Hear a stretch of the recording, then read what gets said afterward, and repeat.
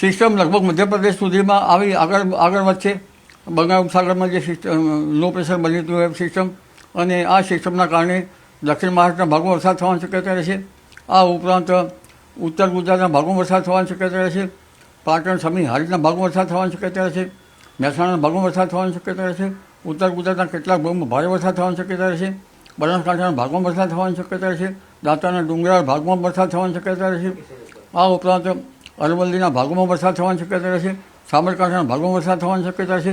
કોઈ ભાગમાં ભારે વરસાદ થવાની શક્યતા રહેશે. પંચમહાલના ભાગોમાં વરસાદ થવાની શક્યતા રહેશે.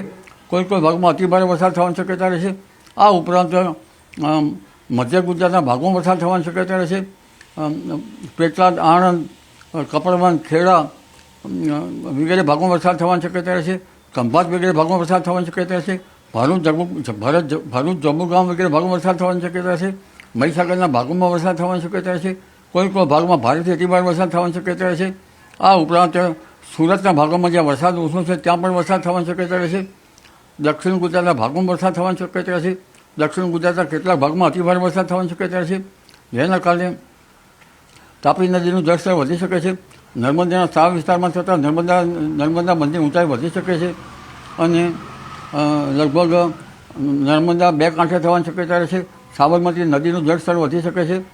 અમદાવાદ, ગાંધીનગરમાં પણ મુસળધાર વરસાદ થવાની શક્યતા રહેશે. આ ઉપરાંત સૌરાષ્ટ્રના ભાગમાં વરસાદ થવાની શક્યતા રહેશે. ભાવનગરના ભાગમાં ભારે વરસાદ થવાની શક્યતા રહેશે. જૂનાગઢના કેટલાક ભાગમાં અતિભારે વરસાદ થવાની શક્યતા રહેશે. અમરેલીના ભાગમાં વરસાદ થવાની શક્યતા રહેશે. પશ્ચિમ સૌરાષ્ટ્રના ભાગમાં વરસાદ થવાની શક્યતા રહેશે. પોરબંદર, દ્વારકા વગેરે ભાગમાં વરસાદ થવાની શક્યતા રહેશે. આ ઉપરાંત જામનગરના ભાગમાં વરસાદ થવાની શક્યતા રહેશે. જામનગરના કેટલાક ભાગમાં ભારે વરસાદ થવાની શક્યતા રહેશે. સૌરાષ્ટ્રના ઘણા ભાગો વરસાદ ગમરોળ છે, અને રાજકોટના ભાગમાં વરસાદ થવાની શક્યતા રહેશે.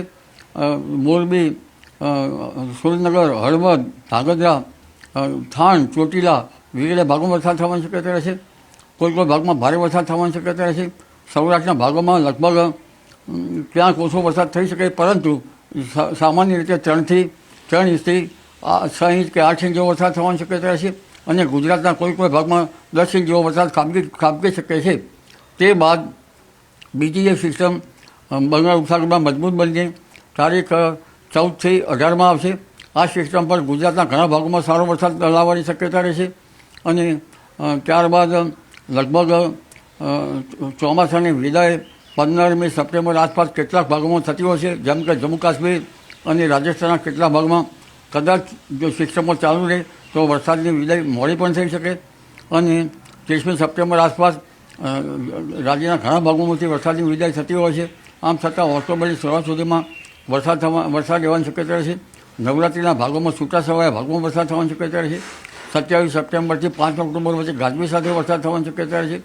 5મી ઓક્ટોબર અને 17મી ઓક્ટોબરે દરિયા કિનારે ભારે પવન ફૂંકાશે. અને આ સિસ્ટમના કારણે નવરાત્રિમાં કોઈ ભાગમાં વરસાદ થવાની શક્યતા રહેશે. છઠ્ઠા નોરતાથી દશેરા સુધીમાં કોઈ ભાગમાં હળવા મધ્યમ વરસાદની ઝાપટા પડવાની શક્યતા રહેશે.